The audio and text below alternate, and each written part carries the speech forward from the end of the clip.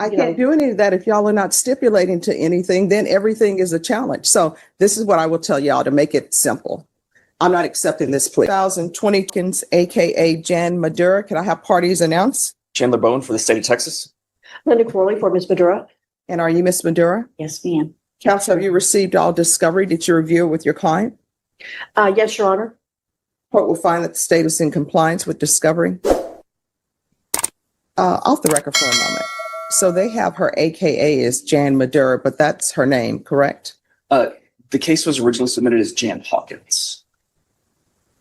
Okay, but shouldn't Jan Hawkins be the AKA and not Jan Madura? I think as long as they're both there, it's okay, is my understanding. Okay. Because all of the other paperwork doesn't have an AKA listed. We don't have any objection to that, Judge. All right. We're back on the record. Did you review the application for deferred adjudication with your attorney? Did you understand it and sign it? Yes, Your Honor. And are you Jan Madura? Yes, Your Honor. All right. And you're not Jan Hawkins, correct? No, Your Honor, I'm Jan Madura. Oh, thank you. Did you review the true bill of indictment with your attorney? Did you understand it? Yes, Your Honor.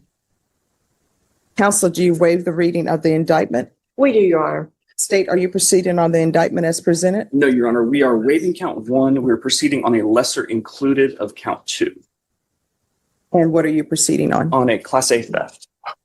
No objections, Your Honor.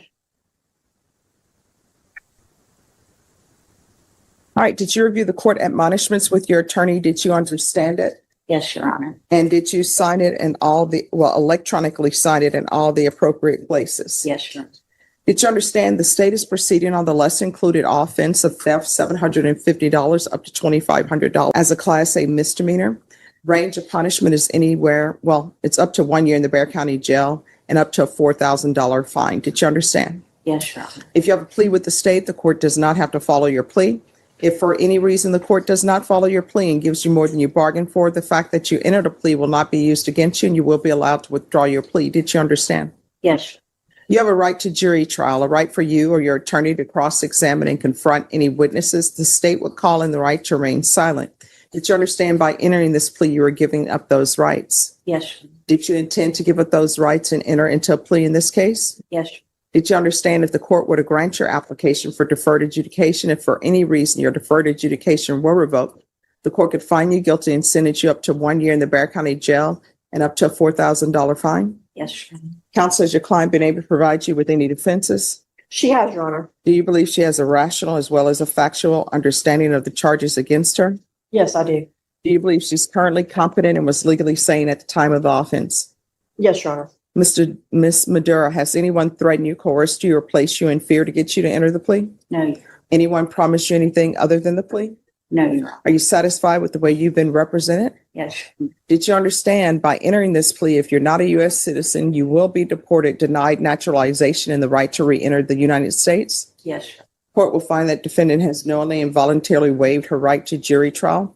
Did you review the plea bargain page with your attorney? Did you understand it? Yes, Your Honor. According to the plea, the state is proceeding on the lesser included offense under count 2 of theft, $750 to $2,500. They're waiving count 1. They are recommending deferred adjudication. They say that you've paid $1,077.01 to the Junior League of San Antonio. And I'm assuming there are no other outstanding restitutions. There's one that we've got on there below the line, Your Honor. There was an insurance claim that was made by the complainant by Berkshire Hathaway. It's reflected toward the bottom. All right. Did you understand that to be the plea? Yes, Your Honor. Defense? Your Honor, we understand that we can address the court on the any restitution to third parties. That yes, other than that, it is our agreement. State, is that the plea? That's the plea, Your Honor. Did you review the waiver of appeal paragraph with your attorney? Did you understand it and sign it in both places? Yes. By signing that, you're waiving your right to appeal. The only items that can be appealed are written pretrial motions that have been filed, heard, and ruled upon by the court. Did you understand? Yes, Your Honor. Counsel, are there any such motions? No, Your Honor. Outside the agreement, the state is recommending that your deferred adjudication be for a term of 2 years. They're recommending restitution to Berkshire Hathaway in the amount of $9,799.42. and $227.71 to Visa.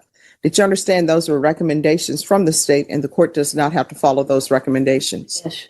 Then to the offense, the lesser included offense, how do you plead? Guilty, not guilty, or no contest? No contest. State any evidence. We'll offer Exhibit 1 with all attachments. No objections, Your Honor. Right. Did you review the waiver and stipulations with your attorney? Did you understand it and sign it in all the appropriate places? Yes, Your Honor. Again, did you understand you have a right to jury trial, a right for you or your attorney to cross-examine and confront any witnesses the state would call and the right to remain silent?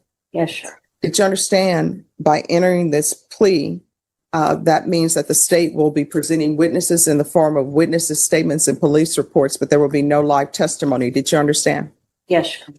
Court will find that defendant has knowingly and voluntarily waived and consented to stipulation of testimony and stipulations. Your Honor, if I may, we did make an amendment to the stipulations in concert for agreement with the ADA. We have marked out we're not saying that all the stipulations are true and correct. Now the real courtroom chess match begins. The defense wants to dispute the restitution amount without admitting every detail in the paperwork. Sounds reasonable, but the judge sees a legal problem. Can you challenge part of the evidence while still asking the court to accept your plea? That's exactly what everyone is about to argue. We have a controversy on the amount, the final amount. So I think the issue, Judge, is that if you're intending to impose the restitution to Berkshire Hathaway and Visa, they're going to ask for a restitution hearing. Is the main issue here? Well, I am going to ask to a restitution hearing. Okay. And the fact these stipulations, you can't just cross out that you're not stipulating that the evidence is true and correct because you haven't stipulated which party you're saying is not correct. When you cross out the stipulations, then you're saying we're not stipulating to any of it. So y'all will have to correct your paperwork. Judge, if I may, we've done this before. We are Not with pleading me. Actually, I have on one prior plea on a case that was a family violence case, Judge, in this court. But we are pleading no contest, which means we don't necessarily agree, but we're not fighting about it, which is provide purpose having us do. We've also marked out judicial confession and changed it to no contest. Oh, you can change all of that to no contest, but you can't change what you're stipulating to, because otherwise she's not even stipulating to the fact that she owed $1,000 to the junior league.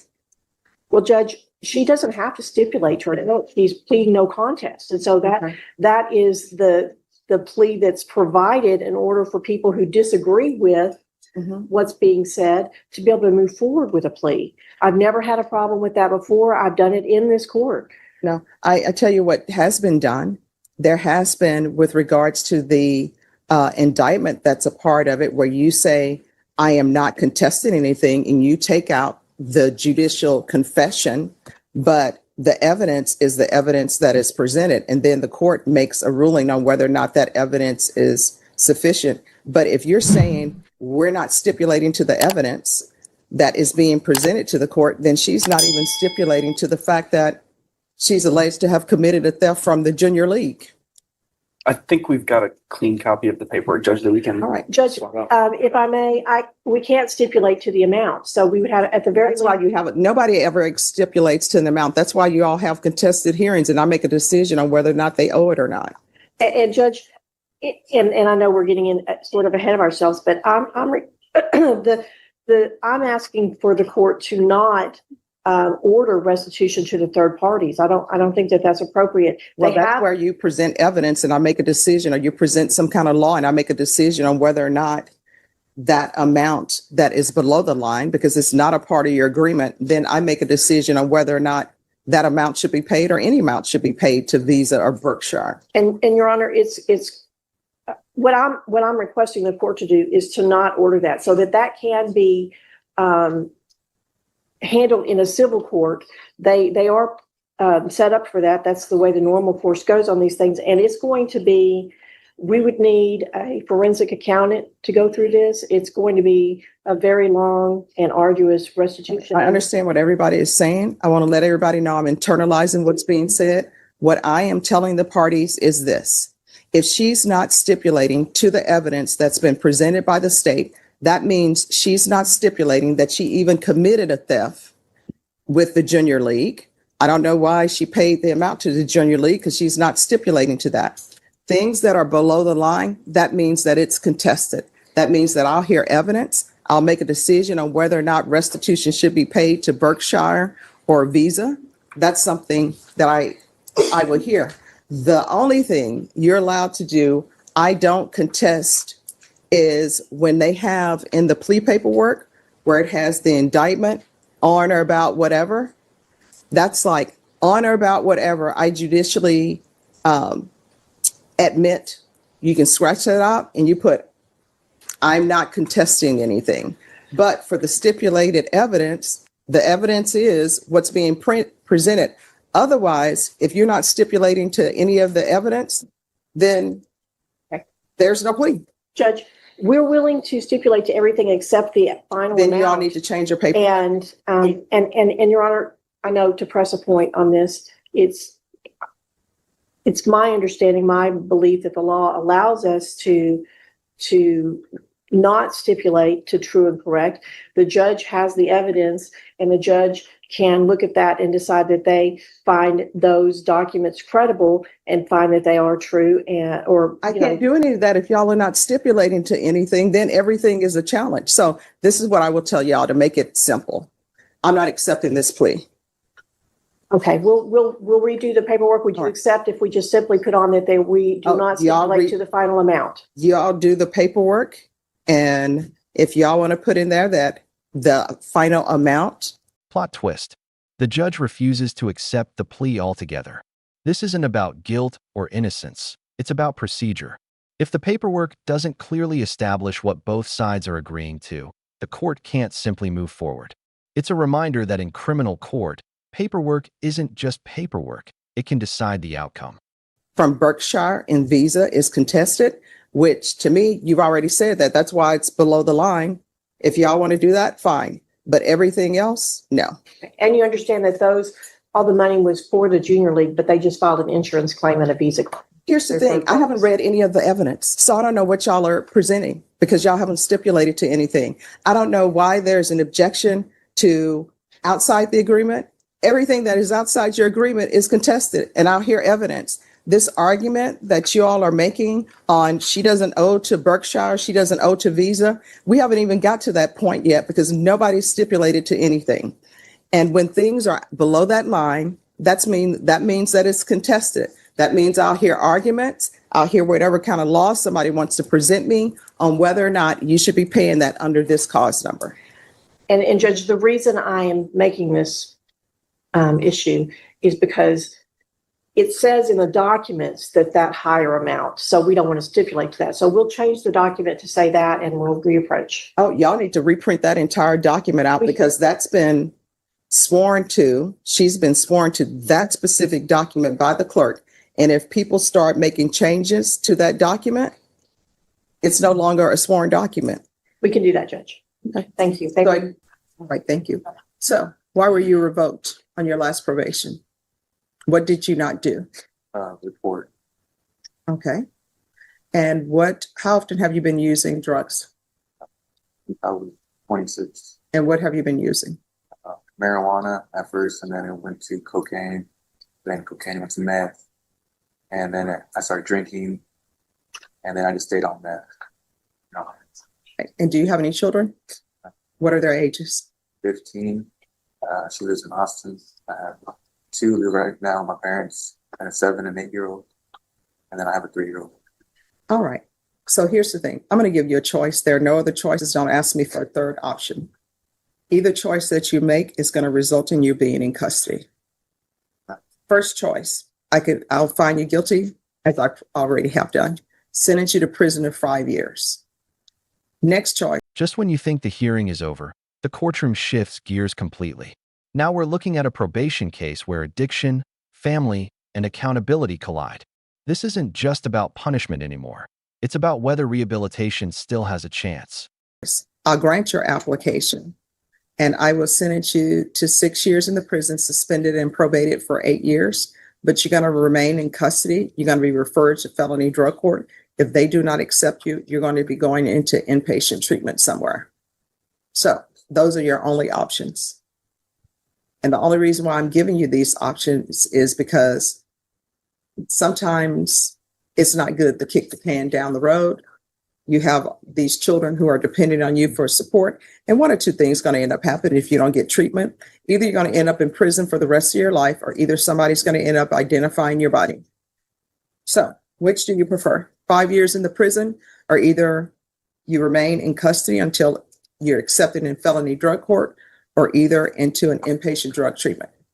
All right, we can go off the record. Here's the thing. You have children who are depending on you 100%. If you continue the way you're going, some other man is going to end up raising your children, because either you're going to end up spending the majority of your time at the Bexar County Jail or in prison, or either somebody's going to have to identify your body, because the last time you use may be the last time you use. In this court, communication is key to be successful. Talk to your probation officer. If you ever feel like, once you completed the inpatient program you're going to use, call your sponsor, call probation.